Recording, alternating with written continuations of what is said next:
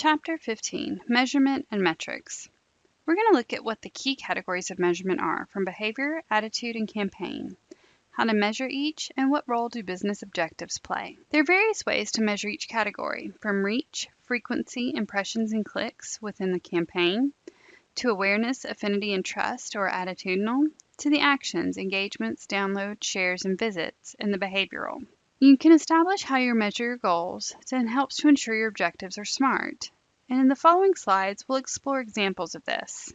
Reach, frequency, impressions, and clicks, or actions, are the most common campaign objectives established.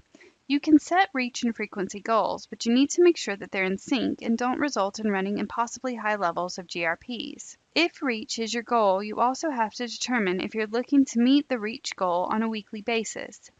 The standard if you're following recency theory, a monthly basis, a campaign basis, or a full year basis. Traditionally, I've not been a fan of setting annual reach goals because they ultimately end up just driving frequency. The industry as a whole has used weekly reach most often because there may be reasons to look at longer time frames.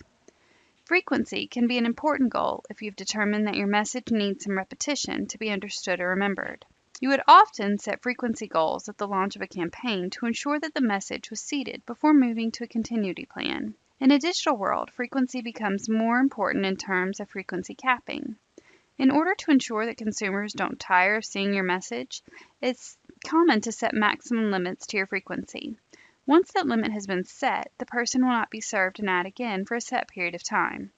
Click-through rates can be effective goals to set in terms of optimizing your schedule.